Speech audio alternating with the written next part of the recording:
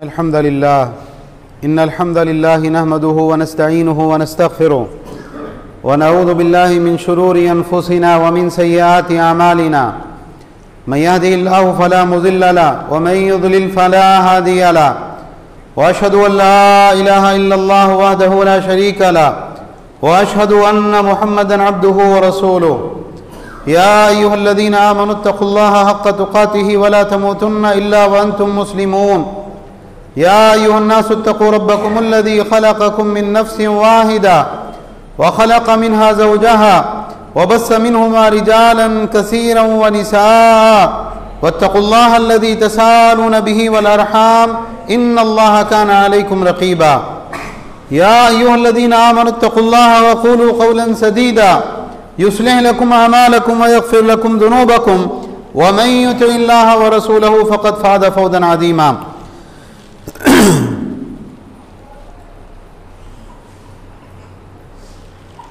अम्मा बाद फ़इन्न खैरल हदीस किताबुल्लाह व खैरुल हदी हदी मुहम्मदिन सल्लल्लाहु अलैहि व अला आलिहि व सल्लम व शर्रुल उमूरि मुहदसातुहा व कुल्लु मुहदसतिन बिदअह व कुल्लु बिदअतिन ज़लालह व कुल्लु ज़लालतिन फ़िन्नार।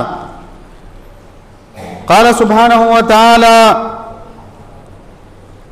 शरअ लकुम मिनद्दीनि मा वस्सा बिही नूहन वल्लज़ी औहयना इलैक व मा वस्सैना बिही इब्राहीम व मूसा व ईसा अन अक़ीमुद्दीन व ला ततफ़र्रक़ू फ़ीह कबुर अलल मुशरिकीन मा तदऊहुम इलैहि अल्लाहु यज्तबी इलैहि मन यशा व यहदी इलैहि मन युनीब। मोहतरम हाज़रीन, हर तरह की तारीफ़ व तौसीफ़, हम्द व सना, बड़ाई, किब्रियाई तने तनहा अल्लाह रब्बुल आलमीन अहकमुल हाकिमीन के लिए लायक व ज़ेबा है, जो सारे जहानों का बनाने वाला और पालने वाला है, बेहद मेहरबान नहायत रहम करने वाला है, रोज़े जज़ा का मालिक है। हर तरह का नफ़ा नुकसान इज़्ज़त ज़िल्लत तने तनहा उसी के हाथ में है। और बेशुमार दुरूद व सलाम का नुज़ूल हो तमाम अंबिया कराम पर, बिलखुसूस आखिरी नबी और रसूल रहमतुल लिल आलमीन जनाब मोहम्मद रसूलुल्लाह सल्लल्लाहु अलैहि वसल्लम पर। बहरहाल हम्द व सलात के बाद एक आयत करीमा सूरह शूरा से मैंने आपके सामने तिलावत की, जो सूरह शूरा की आयत नंबर 13 है। इस आयत करीमा में अल्लाह सुब्हानहु व तआला ने इरशाद फरमाया, शरअ लकुम मिनद्दीनि मा वस्सा बिही नूहन वल्लज़ी औहयना इलैक, तुम्हारे लिए वही दीन मशरू किया गया है, वही शरीयत तुम्हारे लिए उतारी गई है जिसका ताकीदी हुक्म हमने नूह अलैहिस्सलाम को दिया था, और जो शरीयत हमने आपकी तरफ वही की है मोहम्मद सल्लल्लाहु अलैहि वसल्लम। वमा वस्सैना बिही इब्राहीम व मूसा व ईसा, और वही ताकीदी हुक्म जो हमने इब्राहीम को और मूसा और ईसा अलैहिस्सलाम को दिया, अन अक़ीमुद्दीन व ला ततफ़र्रक़ू फ़ीह, ये कि तुम दीन को कायम करो और फ़िरका फ़िरका मत हो जाओ, आपस में इख्तिलाफ इंतशार मत पैदा करो।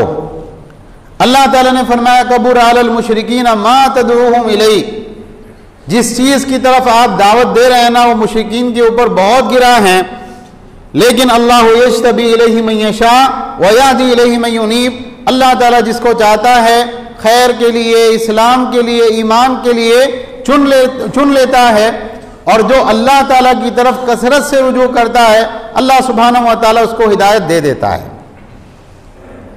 इस आयत करीमा में अल्लाह सुब्हानहु व तआला ने दीन की बहुत अहम बुनियाद, दीन के रुकन, दीन के सुतून और दीन के एक बहुत बुनियादी जुज़ के बारे में एक बात ये बताई, ऐसा रुकन, ऐसा जुज़ और ऐसा सुतून जो हर नबी की शरीयत के अंदर मौजूद रहा। अब अगर गौर करें अंबिया की तालीमात के बारे में, अंबिया की तारीख़ में, तो नूह अलैहिस्सलाम अल्लाह के वो पहले नबी और रसूल हैं जो मुशरिकीन की तरफ मबूस किए गए। अल्लाह ताला ने फरमाया, हमने उनको भी ये ताकीदी हुक्म दिया था, और अल्लाह सुब्हानहु व तआला फरमा रहे, हर नबी को, इब्राहीम अलैहिस्सलाम को और हज़रत मूसा अलैहिस्सलाम को और हज़रत ईसा अलैहिस्सलाम को और ए मोहम्मद सल्लल्लाहु अलैहि वसल्लम आपको भी हम ये ताकीदी हुक्म दे रहे हैं, और वो हुक्म क्या है, अन अक़ीमुद्दीन व ला ततफ़र्रक़ू फ़ीह, दीन को कायम करो, दीन को अपनी ज़िंदगियों में नाफिज करो और फ़िरका फ़िरका मत हो जाओ, ग्रुप ग्रुप मत हो जाओ, इख्तिलाफ और इंतशार अपने दरमियान में पैदा मत होने दो। तो सारे अंबिया की शरीयतों का खुलासा क्या है? दीन को कायम किया जाए। दीन को कायम करने के माना हुकूमत कायम करने के नहीं होते। इसकी वजह यह है कि अगर आप अंबिया की तारीख आप पढ़ें तो कई अंबिया ऐसे हैं जिनको जो है हुकूमत करने का और इस तरह का मामला उनका हुआ ही नहीं। उन्होंने दावत दी, लोगों को अल्लाह के दीन की तरफ बुलाया, बाज ने माना, बाज ने नहीं माना, लेकिन एक बहुत बड़ी सल्तनत उन्होंने कायम की हो, ऐसा नहीं हुआ। तो दीन कायम करो, दीन को अपनी जिंदगियों में नाफिज करो, अल्लाह की शरीयत, अल्लाह के अहकाम के पाबंद बनो और फिरकाबाजी ना करो, ग्रुप बंदी ना करो, इख्तिलाफ और इंतशार पैदा मत होने दो। ये तमाम अंबिया की शरीयतों के अंदर ये हुक्म अल्लाह सुब्हानहू व तआला का नाफिज रहा है। ये बहुत बुनियादी चीज है। ये इस्लाम के अंदर यानी इस्लाम की बुनियादों में से एक बुनियाद है। आप अगर गौर करें अल्लाह के नबी सल्लल्लाहु अलैहि वसल्लम की हदीस में, कुरान में अल्लाह ताला क्या फरमा रहा है? इन्नमल मुमिनूना इख्वतुन फास्लिहू बैना अख्वैकुम, बिलाशुबा सारे मोमिन आपस में भाई भाई हैं, तो भाइयों के दरमियान में इख्तिलाफ हो जाए तो तुम सुलह करा दिया करो, आपस में एक दूसरे के खिलाफ बिगाड़ मत होने दिया करो। अल्लाह के नबी सल्लल्लाहु अलैहि वसल्लम फरमा रहे हैं, नुमान इब्न बशीर रज़ी अल्लाह तआला इस हदीस के रावी हैं, कहते हैं अल्लाह के नबी सल्लल्लाहु अलैहि वसल्लम ने फरमाया, मसलुल मुमिनीन फी तवाद्दिहिम व तराहुमिहिम व तआतुफिहिम मसलुल जसदी इज़ा इश्तका मिन्हु उज़्वुन तदाअ लहु साइरुल जसदी बिस्सारि वल हुम्मा, कि मोमिनों की मिसाल एक दूसरे से मोहब्बत करने में, एक दूसरे पर रहम करने में, एक दूसरे के साथ नरम सलूक इख्तियार करने में कैसी है? जैसे एक पूरा जिस्म होता है कि जिस्म के किसी एक अज़ू में तकलीफ होती है, लेकिन सारा जिस्म बुखार को और जो है रात में जागने के एतबार से वो उस अज़ू का साथ देता है। भाई तकलीफ कहाँ है? तकलीफ इंसान के पैर में, लेकिन उस इन्फेक्शन की वजह से, उस जख्म की वजह से और उस बीमारी की वजह से क्या हो रहा है? बुखार आ गया। और बुखार कहाँ आया? ऊपर के हिस्से में, सर तप रहा है इंसान का। भाई वो पैर का मतलब है वो अपने को मालूम नहीं है, अपना उससे कोई कनेक्शन नहीं है, नहीं, इंसान का पूरा जिस्म एक साथ होता है और एक साथ जो है वो रिएक्शन करता है। इसी तरह से तमाम मुस्लिम उम्मा सारी दुनिया के अंदर जहाँ जहाँ मुसलमान पाए जाते हैं, कि सारे मुसलमान कैसे होना चाहिए? एक जिस्म की मानिंद, कि अगर एक जगह कोई मुसलमान परेशान है ना, सारे मुसलमानों के ऊपर वो परेशानी और वो फिक्र लायक होना चाहिए। तो अल्लाह उसके रसूल की तालीमात है इत्तेहाद और इत्तेफाक की। अल्लाह और उसके रसूल सल्लल्लाहु अलैहि वसल्लम की तालीमात है कि एकजुट हो जाओ, एक जिस्म हो जाओ, एक जान हो जाओ, एक दीवार की मानिंद हो जाओ, कि जैसे दीवार का बाद हिस्से को सहारा देता है, ऐसे तुमको एक दूसरे को सहारा देकर पूरी उम्मत को जो है एक दीवार की मानिंद होना चाहिए। अल मोमिन लिल मोमिन कल बुनियानी यशुद्दु बाज़ुहु बाज़ा, एक मोमिन दूसरे मोमिन के लिए कैसा होता है? जैसे एक दीवार होती है कि दीवार का एक हिस्सा दूसरे हिस्से को सहारा दे रहा होता है। लेकिन आज मुसलमान ऐसे हैं क्या? एक जिस्म की तरह, एक जान की तरह, एक दीवार की तरह आपस में मोहब्बत करने वाले, आपस में एक दूसरे को भाई मानने वाले, एक दूसरे का ख्याल रखने वाले, एक दूसरे के साथ नरम सलूक और नरम लहजा और नरम रवैया रखने वाले, आज मुसलमान ऐसे नहीं हैं। मुसलमानों ने अपने नबी की तालीमात को बिल्कुल पीठ के पीछे डाल दिया। अल्लाह की किताब का वो ताकीदी हुक्म, अन अकीमुद्दीन वला ततफर्रकू फी, दीन को कायम करो और फिरका बंदी ना करो, आपस में इख्तिलाफ इंतशार ना करो, क्या किया? मुसलमानों ने उस हुक्म को पीठ के पीछे डाल दिया। बहुत ज़रूरी है कि उन असबाब के ऊपर गौर किया जाए कि इख्तिलाफ होता क्यों है, इंतशार होता क्यों है, एक दूसरे के खिलाफ नफरतें और अदावतें पैदा क्यों होती है, उन असबाब के ऊपर गौर किया जाए और कुरान और सुन्नत की रोशनी में उसका इलाज क्या मिलता है, उस इलाज की तरफ गौर करके फिर उसके मुताबिक अमल किया जाए। आपसी इंतशार, नफरतें, अदावतें, फिरका बंदी, ग्रुप बाजी, इसकी बहुत बड़ी वजह यह है कि इंसान अल्लाह ताला की रस्सी को छोड़ देता है और कुरान और सुन्नत से दूर हो जाता है नतीजा यह है कि आपस में इख्तिलाफ और इंतशार पैदा हो जाता है। अल्लाह सुब्हानहू व तआला ने सूरह आल इमरान आयत नंबर 103 के अंदर इरशाद फरमाया, वातसिमू बिहब्लिल्लाहि जमीअन वला तफर्रकू, तुम सब मिलकर अल्लाह की रस्सी को मजबूती के साथ थाम लो और आपस में फिरका बंदी ना करो। वज़कुरू निअमतल्लाहि अलैकुम इज़ कुंतुम आदान फ़अल्लफ़ बैन क़ुलूबिकुम फ़अज़बहतुम बिनिअमती इख़वाना व कुंतुम अला शफ़ा हुफ़रतिन मिनन नार फ़अनक़ज़कुम मिनहा। अल्लाह ताला की उस नेमत को याद करिए, अल्लाह ताला की नेमत को याद करो जब तुम सब आपस में क्या थे, एक दूसरे के दुश्मन थे। अल्लाह के नबी सल्लल्लाहु अलैहि वसल्लम के ज़माने से पहले मक्का और मदीना की क्या हालत थी। एक कबीले का आदमी दूसरे कबीले के इलाके में चला गया, वो जिंदा बच के वापस नहीं आ सकता था। अशहुरे हुरुम के अलावा काफिले इत्मीनान के साथ नक़ल व हरकत नहीं कर सकते थे। लोग हमला करके लूट लिया करते थे, मर्दों को मार देते और औरतों और बच्चों को जो है बांदी और गुलाम बना के बाजार में बेच दिया करते थे। एक दूसरे के खिलाफ नफरतें, अदावतें। अल्लाह ने कहा सोचो, तुम उस बारे में गौर करो कि तुम सब आपस में एक दूसरे के दुश्मन थे। फ़अल्लफ़ बैन क़ुलूबिकुम, किसने तुम्हारे दिलों में मोहब्बत डाली? अल्लाह ने। फ़अज़बहतुम बिनिअमती इख़वाना, अल्लाह की नेमत से तुम क्या हो गए? आपस में सब भाई भाई बन गए। व कुंतुम अला शफ़ा हुफ़रतिन मिनन नार, और तुम जहन्नम के किनारे पर पहुंच चुके थे। फ़अनक़ज़कुम मिनहा, अल्लाह ने तुम्हें उससे बचा लिया।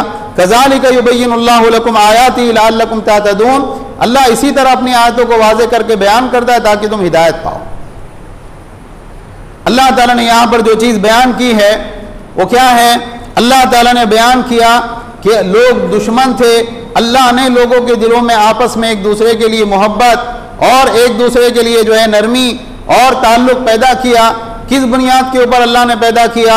लोग मुसलमान नहीं थे तो एक दूसरे के दुश्मन थे। जब लोगों ने इस्लाम कबूल किया, ईमान कबूल किया, तो वो सब क्या हो गए? एक दूसरे के भाई भाई हो गए। इस्लाम, ईमान, अल्लाह और उसके रसूल की ज़ात से ताल्लुक़, कुरान से ताल्लुक़ और अल्लाह के नबी सल्लल्लाहु अलैहि वसल्लम की अहादीस से ताल्लुक़, ये क्या करता है? मोमिनों को, मुसलमानों को एक दूसरे के करीब लाता है, एक दूसरे का भाई बनाता है। आज मसला ये है कि अल्लाह को सब मानते हैं, अल्लाह के रसूल सल्लल्लाहु अलैहि वसल्लम का कलिमा सब पढ़ते हैं और इस्लाम से ताल्लुक़ के सब दावेदार है, फिर आपस में ताल्लुकात अच्छे क्यों नहीं हैं? नफ़रतें, अदावतें क्यों हैं? इख्तिलाफ और इंतशार क्यों है? उसकी वजह यह है कि अल्लाह ताला ने कहा था वातसिमू बिहब्लिल्लाहि जमीआ, अल्लाह की रस्सी को सब मिलकर मजबूती के साथ थाम लो। अल्लाह की रस्सी बहुत से लोगों के हाथों से छूटी हुई है। दावा है ईमान का और इस्लाम का, लेकिन कुरानी अहकामात पर जो अमल होना चाहिए, अल्लाह के नबी सल्लल्लाहु अलैहि वसल्लम की सुन्नत का जो मकाम ज़िंदगियों में होना चाहिए, अपने बुज़ुर्गों का मकाम है, अपने जो है बाप दादा का मकाम है, अपनी जमात और अपने उलमा का मकाम है। लेकिन साहब कुरान में ये बात है, हदीस में ये बात है, अल्लाह उसके रसूल का ये फरमान है, मुसलमान उसको इतनी अहमियत देने के लिए तैयार ही नहीं है। तो ये बात याद रखें कि ये जो असल दीन है, इसीलिए आप देखें अल्लाह के नबी सल्लल्लाहु अलैहि वसल्लम ने फरमाया कि पहली उम्मत 72 फ़िरक़ों में बटी और ये उम्मत 73 फ़िरक़ों में बढ़ जाएगी, एक फ़िरका नजात पाएगा। साहबा ने पूछा अल्लाह के नबी वो नजात पाने वाला फ़िरका कौन सा होगा? एक रिवायत में आप कह रहे हैं मा अना अलैहि अल-यौम व अस्हाबी, जिस तरीके पर मैं और मेरे सहाबा हैं, और दूसरी रिवायत में बेईनी इन अल्फाज के साथ आप कह रहे हैं वही अल जमा, वो जो नजात पाने वाला फ़िरका है ना वो अल जमा है। तो मुसलमान एक जमात जब बन सकते हैं जब वो अल्लाह के नबी सल्लल्लाहु अलैहि वसल्लम के तरीक़े और सहाबा के तरीक़े पर चलें, और जब वो अल्लाह के नबी और सहाबा के तरीक़े को छोड़ देंगे तो ऐसी सूरत में वो कभी भी एक जमात नहीं बन सकते हैं। आज उल्टा हिसाब है। आज अगर कुछ लोग जो हैं वो सुन्नत की मुखालिफत कर रहे हों और कुछ लोग सुन्नत के मुताबिक अमल कर रहे हों, तो बजाय इसके कि जो लोग सुन्नत के मुखालिफ हों उनको दावत दी जाए कि आप सुन्नत के ऊपर आए। बाद लोग क्या करते हैं, नहीं वो सब लोग नहीं करते ना, आप करेंगे अच्छा नहीं लगेगा, आप एक काम करो, आप भी ये सुन्नत को छोड़ दो। तौहीद की बात करना, और ईमान की बात करना, अल्लाह के नबी सल्लल्लाहु अलैहि वसल्लम की सुन्नत के मुताबिक नमाज पढ़ लेना, ये मुसलमानों के दरमियान में अजनबी चीज़ बन चुकी है। ये मस्जिद से निकाल दिया गया। क्यों निकाल दिया गया? आमीन बोलते थे ज़ोर से, रफ़ुल यदैन करते थे। क्या ये अल्लाह के नबी सल्लल्लाहु अलैहि वसल्लम की सुन्नत नहीं है? है सुन्नत, लेकिन मुसलमानों को चिढ़ है अल्लाह के नबी सल्लल्लाहु अलैहि वसल्लम की सुन्नत से, तो इस बुनियाद पे क्या है, बाहर करो, इनको नहीं रह सकते। तो अल्लाह की रस्सी को मजबूती के साथ थामना। इसी तरह से इख्तिलाफ का एक बहुत बड़ा सबब जो अल्लाह ताला ने कुरान करीम में बताया है, देखिए वक्त हमारे पास कम है, मैं बहुत इख्तिसार के साथ इशारा करते हुए चलूंगा, वो आपस में एक दूसरे के ऊपर जुल्म और ज्यादती करना है। अल्लाह ताला ने कुरान करीम में 4 मकामात पर, सूरह बकरा में भी इस मजमून की आयतें मौजूद हैं, और सूरह आल इमरान आयत नंबर 19 में अल्लाह ताला का इरशाद है, इन्ना दीन इंदल्लाहिल इस्लाम, बिलाशुबा दीन अल्लाह के पास में सिर्फ इस्लाम है। वमख्तलफ़ल्लज़ीना ऊतुल किताब इल्ला मिन बादि मा जाअहुमुल इल्मु बग़यन बैनहुम, और अहले किताब ने इल्म आने के बाद आपस में जो इख्तिलाफ किया, वो कैसे? एक दूसरे के ऊपर जुल्म और ज्यादती करते हुए। तो क्या होता है, यही मजमून अल्लाह ताला ने सूरह जासिया आयत नंबर 17 में भी जिक्र किया, यही मजमून अल्लाह ताला ने सूरह शूरा आयत नंबर 14 में भी जिक्र किया। अल्लाह ताला ने कुरान करीम में 4 मकामात पर, बल्कि उससे कई और मकामात पर भी ये बात बतलाई कि इख्तिलाफ क्यों होता है। इल्म आने के बाद, दलाइल वाज़ेह होने के बाद में भी इख्तिलाफ होता है, इसलिए कि बाज़ लोग जुल्म और सरकशी के ऊपर उतरे हुए होते हैं, इस बुनियाद के ऊपर आपस में इख्तिलाफ होता है। कुछ लोग मस्जिद बनाएं, लोग मस्जिद तक तोड़ देते हैं, अल्लाह के घर में आने से मना कर देते हैं, एक दूसरे को गाली गलौज करते हैं, एक दूसरे को बुरे अलकाबात से नवाजते हैं और एक दूसरे की तकफीर करते हैं। और वजह क्या होती है? कुछ लोग जो है वो पावरफुल होते हैं, कुछ लोग कमज़ोर होते हैं, बाज़ लोग अपनी ताकत के नशे में अल्लाह के दीन के दलाइल वादे होने के बावजूद जुल्म और ज़्यादती करते हैं। अल्लाह ने कहा इस बुनियाद पर अहले किताब में इख्तिलाफ हुआ, और इसी बुनियाद पर आज मुसलमानों के अंदर भी इख्तिलाफ है। इसी तरह से आप देखें, मुसलमानों के दरमियान इख्तिलाफ और इंतशार का एक बहुत बड़ा सबब है कि अल्लाह की शरीयत में से एक चीज़ ले ली जाए और एक चीज़ को छोड़ दिया जाए। अल्लाह का दीन, इस्लाम और अल्लाह की शरीयत, ये क्या है? ये पूरी एक चीज़ है। ऐसा नहीं हो सकता है कि अल्लाह की शरीयत के बाद हिस्सों को आप ले लें और अल्लाह की शरीयत के बाद हिस्सों को तर्क कर दें। कुरान करीम उठाकर आप देखें, सूरह माइदा आयत नंबर 14 में अल्लाह ताला ने इरशाद फरमाया, मिनल्लज़ीना क़ालू इन्ना नसारा अख़ज़ना मीसाक़हुम, वो लोग जो ये कहते हैं कि हम नसारा हैं, ईसाई हैं। कौन से लोग? अल्लाह के नबी सल्लल्लाहु अलैहि वसल्लम के ज़माने से पहले के ईसाई, जो ईसा अलैहिस्सलाम के असल दीन पर, मजहब पर, इस्लाम के ऊपर कायम थे, और वो अपने आप को क्या कहा करते थे? नसारा कहा करते थे। कुरान और सुन्नत और इजमाए उम्मत को अगर आप जायज़ा लें, नाम रखने में कोई मसला नहीं, कोई अपना नाम क्या रखता है। अल्लाह ने इस पर तनकीद नहीं की कि हमारे नज़दीक तो असल दीन का नाम इस्लाम है और मुसलमान होना चाहिए, वो अपने आप को नसारा क्यों कह रहे थे? अल्लाह ने उनके अमल के ऊपर तनकीद की। तो अल्लाह ने कहा कि जो अपने आप को नसारा कहते हैं, हमने उनसे पुख्ता अहद लिया था एक बात का, फ़नसू हज़्ज़म मिम्मा ज़ुक्किरू बिही, जिस बात की ताकीद की गई थी उन्होंने क्या किया? उस चीज़ को भुला दिया। फ़अग़रयना बैनहुमुल अदावत वल बग़दा इला यौमिल क़ियामा, तो हमने उनके दरमियान आपस में दुश्मनी और एक दूसरे से बुग़्ज़ को डाल दिया, रख दिया। कब तक? क़यामत के दिन तक। क़यामत के दिन तक ये आपस में एक दूसरे के दुश्मन रहेंगे, एक दूसरे से लड़ते रहेंगे, एक दूसरे को काफिर कहते रहेंगे। वसौफ़ युनब्बिहुमुल्लाहु बिमा कानू यस्नऊन, और अन करीब अल्लाह ताला उनको बता देगा कि वो दुनिया में क्या कुछ करके जो है अल्लाह के पास में हाजिर हुए हैं। जब अल्लाह ताला के अहद को, अल्लाह के वादे को उन्होंने भुला दिया, तो अल्लाह ताला ने क्या किया? अल्लाह सुब्हानहू व तआला ने उनके दरमियान में क़यामत तक के लिए दुश्मनी, नफ़रत और अदावत को डाल दिया। तो जब मुसलमान शरीयत की एक चीज़ को लेते हैं और एक चीज़ को भुला देते हैं, छोड़ देते हैं, देखा अनदेखा कर देते हैं, इसका नतीजा क्या होता है? आपस में दुश्मनियां और अदावतें फैलती हैं। अल्लाह ताला का एक हुक्म है कि नमाज कायम की जाए, अल्लाह का हुक्म है कि नमाज मस्जिद में अदा की जाए, अल्लाह का हुक्म यह है कि नमाज बाजमात अदा की जाए। और अल्लाह का एक हुक्म जो हमको नबी सल्लल्लाहु अलैहि वसल्लम के जरिए से मिला वो क्या है कि सफ़ों के दरमियान में खाली जगह नहीं होना चाहिए, सफ़ों के दरमियान में खलल नहीं होना चाहिए। ये सारे अल्लाह के अहकामात हैं। अल्लाह के नबी सल्लल्लाहु अलैहि वसल्लम ने फरमाया, इबादल्लाह ला तसूअन्ना सुफूफकुम औ ला युखालिफुन्नल्लाह बैना वजूहिकुम, अल्लाह के बंदो या तो अपनी सफ़ों को बराबर कर लिया करो या अल्लाह ताला तुम्हारे चेहरों में इख्तिलाफ डाल देगा। क्या माना है? लोगों के दरमियान दुश्मनी, अदावतें, नफरतें इतनी ज़्यादा बढ़ जाएंगी कि जब आमना सामना होगा लोग एक दूसरे को देखना भी पसंद नहीं करेंगे। एक उधर मुंह करके खड़ा होगा, एक इधर मुंह करके खड़ा होगा।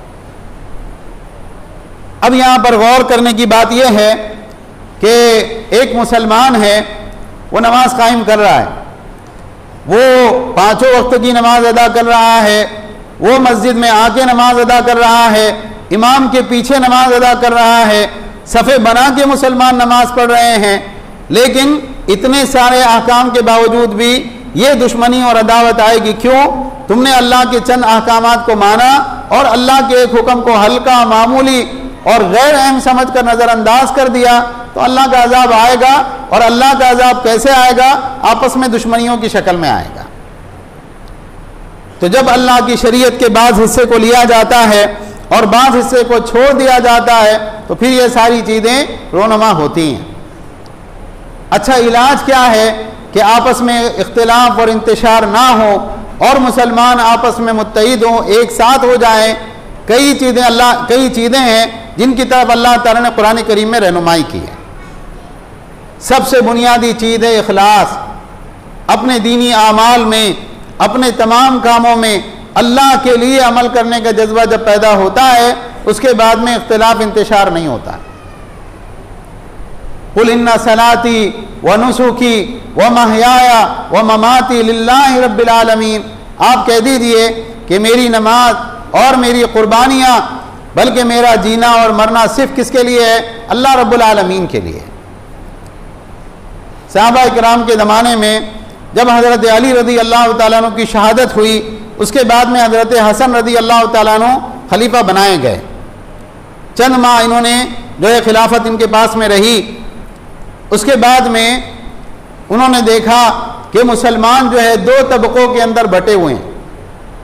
हज़रत मुआविया रज़ी अल्लाह तआला अन्हु के साथी हैं और हज़रत अली रज़ी अल्लाह तआला अन्हु के साथी हैं। और हज़रत अली रज़ी अल्लाह तआला अन्हु की तरफ जो मुसलमान थे उसमें 40,000 तकरीबन मुसलमान ऐसे थे जिन्होंने हज़रत हसन रज़ी अल्लाह तआला से बैत की थी कि हम मरते दम तक जो है आपके लश्कर में रहकर सामने वाले लश्कर से, दुश्मनों से लड़ेंगे। उन्होंने कहा नहीं, अल्लाह के कलमे को पढ़ने वाले मुसलमान ऐसे दो तबकों के अंदर बढ़ जाए, ये मुझको गवारा नहीं है।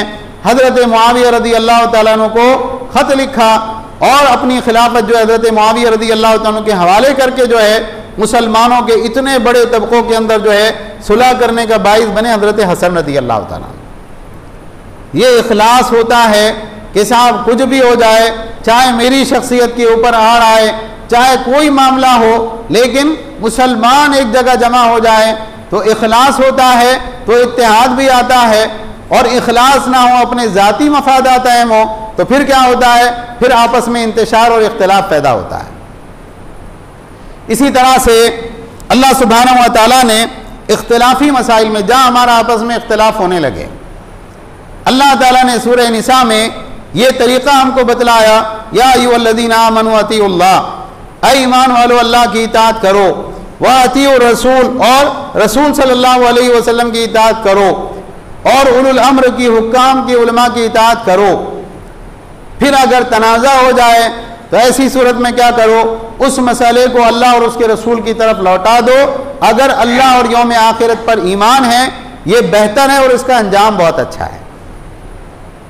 सहाबा के ज़माने में ख़ास तौर से अल्लाह के नबी सल्लल्लाहु अलैहि वसल्लम की वफ़ात के वक्त में अगर आप देखें, कई मामलात में सहाबा के दरमियान में बहुत सख्त इख्तिलाफ हुआ। जब अल्लाह के नबी सल्लल्लाहु अलैहि वसल्लम की वफ़ात हुई तो पहला मसला जो सहाबा के सामने पेश आया, अल्लाह के नबी सल्लल्लाहु अलैहि वसल्लम की वफ़ात हो गई, अल्लाह के नबी सल्लल्लाहु अलैहि वसल्लम का इंतकाल हो गया।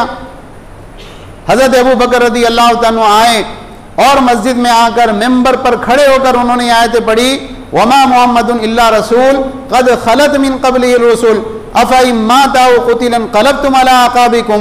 मोहम्मद सल्लल्लाहु अलैहि वसल्लम अल्लाह के रसूल है, खुदा तो नहीं है, अल्लाह तो नहीं है कि जिसको वफ़ात ना आ सके। कहा अगर इनके ऊपर मौत आ जाए या इनको शहीद कर दिया जाए तो क्या तुम अपने कदमों के बल फिर जाओगे? और सहाबा से खिताब करके कहा जो कोई मोहम्मद सल्लल्लाहु अलैहि वसल्लम की इबादत करता था तो वो जान ले कि मोहम्मद सल्लल्लाहु अलैहि वसल्लम इंतकाल कर गए, जो अल्लाह की इबादत करता है वो जान ले कि अल्लाह ताला हई और क़य्यूम है, वो कभी नहीं मरेगा। तो जब कुरान की आयत सुनाई फौरन सारे सहाबा ठंडे हो गए और सारे सहाबा उस पर जमा हो गए, भाई अल्लाह की कलाम में आयत बात ख़त्म हो गई, अल्लाह के नबी सल्लल्लाहु अलैहि वसल्लम का इंतकाल हो चुका है। आपकी कब्र कहाँ बनाई जाएगी? बाज़ लोगों ने कहा मुसलमानों के आम कब्रस्तान में, बाज़ लोगों ने कहा बैतुल मक़दिस में, बाज़ लोगों ने कहा फला जगह। हज़रत अबू बकर सिद्दीक़ रज़ी अल्लाह तआला ने कहा अल्लाह के नबी सल्लल्लाहु अलैहि वसल्लम की हदीस है कि अंबिया की कब्र वहीं बनाई जाती है जहाँ पर उनकी वफ़ात होती है।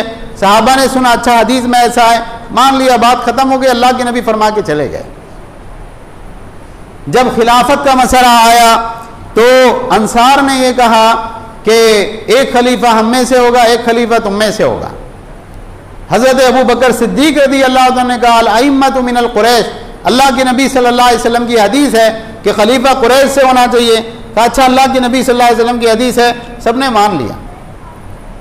तो आम तौर से ऐसा होता नहीं है कि जब इख्तिलाफी मसाइल में आप कुरान की आयत सुनाएं, अल्लाह के नबी सल्लल्लाहु अलैहि वसल्लम की हदीस सुनाएं, हाँ ठीक है आप सुना रहे, लेकिन हमारे यहाँ ये हदीस नहीं चलती, हमारे उलमा जो इस हदीस को कबूल नहीं करते हैं। इसी तरह से आप देखें अदल व इंसाफ, अल्लाह ताला का इरशाद है वला यजरिमन्नकुम शनाअनु कौमिन अला अल्ला तादिलु इदिलु हुवा अक़रबु लित्तक़वा।